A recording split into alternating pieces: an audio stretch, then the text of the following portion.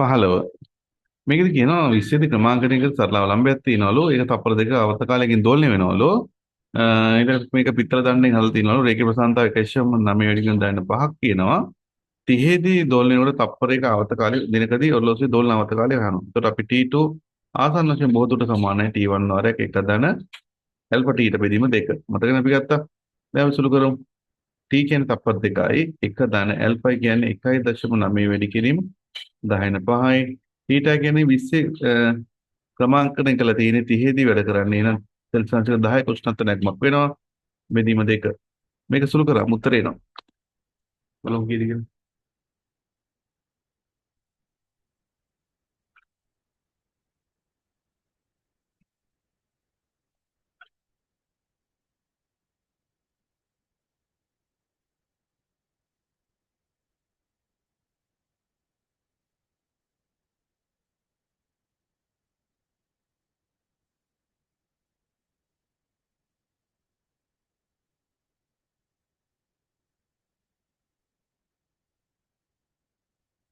දෙකයිශ බිඳුවයි බිඳුවයි බිඳුවයි 1.9 තත්පර.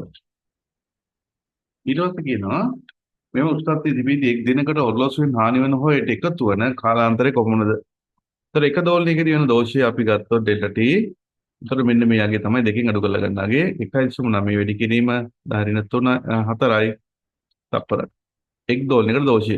ඒතර දිනක් කොහම දෝලන ගන්න කීයද? දෝලන ගන්න. දිනක් කියන්නේ 24 වැඩි කිරීම 3600 වැඩි කිරීම 3600 sorry 3600 බෙදෙනවා තත්පර දෙකක් වෙන එක දෝලනයක්. ඇත්තටම තත්පර දෙකද දෝලනයකට වෙන්නේ නෑනේ 2.0.0.0.1.9 අන්න හරි. ඒතර මෙච්චර සැබෑ කාලය ගත වෙන එක දෝලනයකට ගත වෙන කාලය මෙච්චරක් නම් දෝලන ගණන එක දිනකදී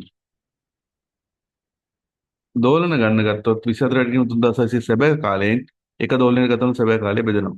ඒතර එක දෝලනයකට මෙච්චර දෝෂයක් වෙනවා නම් දිනකට දෝෂය දිනකට දෝෂය ගත්තොත් මොකෝ වෙන්නේ 24 වැඩි කිරීම 3600 බෙදීම 2.0.0.1.9 වැඩි කිරීම එක් දෝලනයකට දෝෂය 1.9 වැඩි කිරීම 10/4ක්. අපි බලමු උත්තරේ කීයද?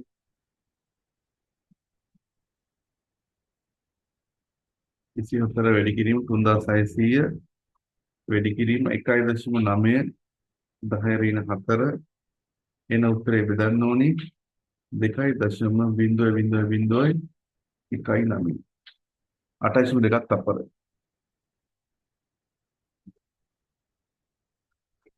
අන්න දෝෂය.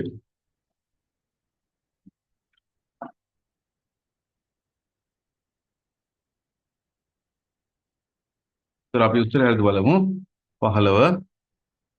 ඔව් හරි 8.2යි දෝෂය. එතකොට මොකද වෙන්නේ? අපේ ප්‍රතුවන කාලාන්තරය. ඇත්තටම අපිට යම් වෙලාවක් පෙන්වනවා නම් අපි තුමු උදේ 6 ඉඳන් හවස 6 කියලා පෙන්නකොට නැත්නම් උදේ 6 ඉඳන් ඊළඟ දවසේ උදේ 6 පෙන්නකොට තප්පර 8.2ක් අඩුවෙන් පෙන්නන්නේ. ඇත්ත වෙලාව 6 8 6 පසුයි තප්පර 8.2.